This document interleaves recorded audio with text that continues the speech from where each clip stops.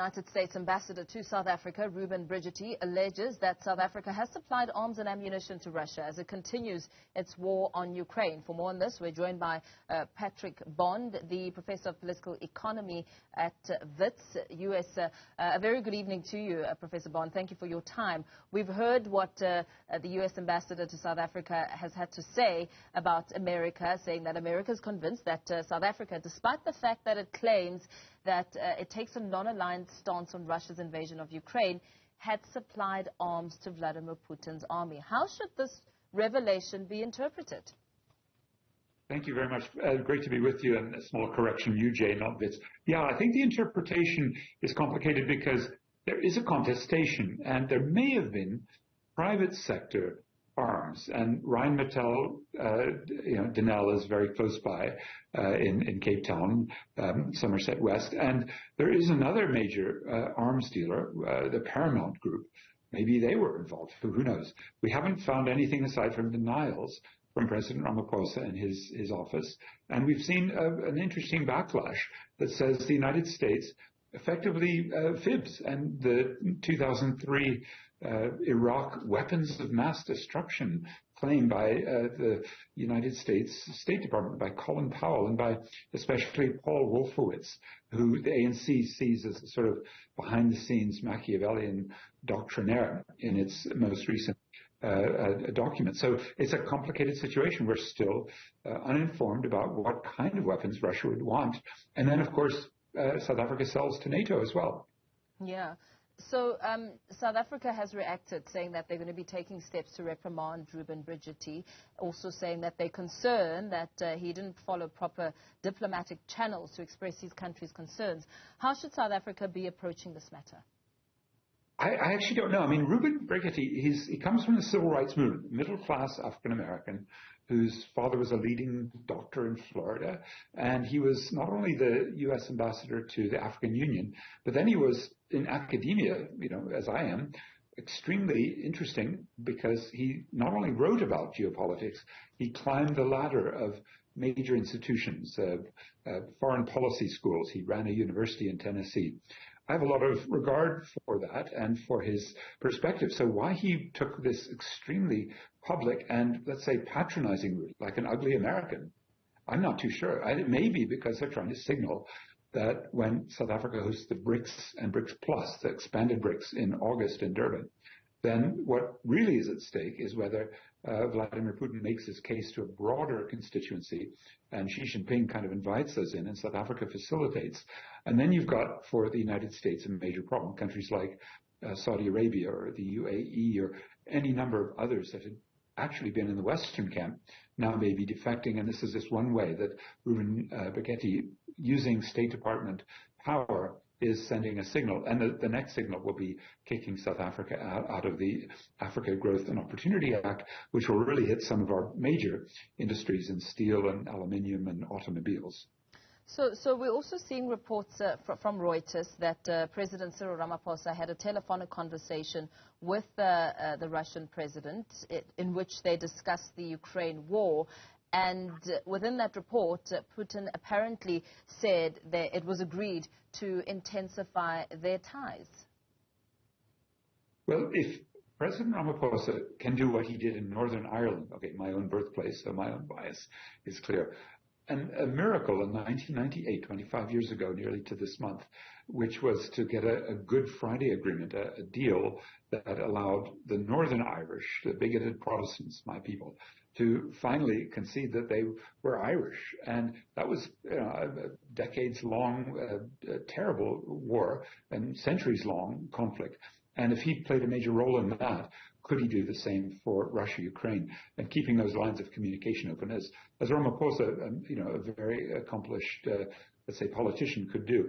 The dilemma is that the Ukrainians have no reason to trust him because of the military exercises, as well as this new controversy.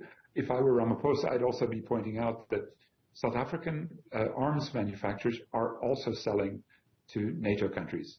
7 NATO countries, including the US, but particularly Germany and Britain, have received major infusions of South African arms. Are those arms or the Royal Flags or the military vehicles, are they useful? Was the Paramount Group involved? Are major private sector arms dealer?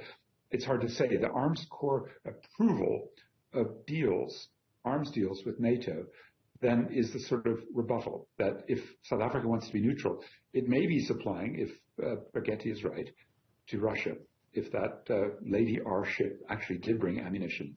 But also, South Africa supplies to NATO. That's in a way shocking, and I think ideally we'd supply arms to no one, because these are real warriors and they're killing tens of thousands of people. Just last month, we heard Minister Naledi Pandor insisting that South Africa will not dump Russia because other countries want to do so, saying that South Africa's got its historical ties with Russia, which date back to the struggle days, and that the two countries have economic, trade and diplomatic relations. That relevance with what we're seeing playing out now in terms of the he said, she said, how should that now be linked? I mean, it's so ironic because, of course, Vladimir Putin despises his legacy in the Bolshevik Revolution. He's always yelling against Lenin having given, kind of much more national power to Ukraine. And on the other hand, really one of the most powerful factors, including in Ramaphosa's own personal wealth portfolio, is South Africa's ties to Western capital. And those are the ones that the Africa Growth and Opportunity Act, let's say expulsion, if that happens, would threaten. And I'm thinking of German and Japanese car manufacturers that sell without tariffs to the U.S. right now, or the steel makers like ArcelorMittal, Luxembourg and Indian based, or the aluminium manufacturers like the big BHP Billiton plant in Richards Bay. Those would be the real victims of this diplomatic kerfuffle. It may be a real military problem, or maybe trivial, symbolic. But the big question is whether, say, BRICS Plus is now being, thrown into question because of the South African connections to Russia, or whether this actually becomes the basis for a sort of third worldism. You think of Robert Mugabe, very pro-West in his early years, and then looks east. That may be what we're beginning to really understand now.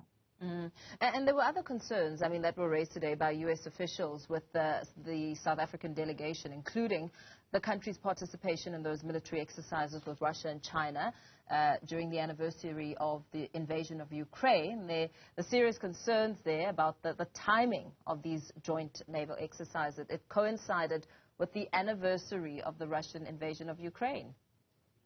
I understand, yes, that Sidney Mufmadi, President Ramaphosa's sort of delegate to go to the U.S. to try to repair those relations in the last few weeks, really did apologize for the appearance that the South African government is insensitive to the invasion, the violation of sovereignty, the tens of thousands of civilian and Ukrainian soldiers' deaths.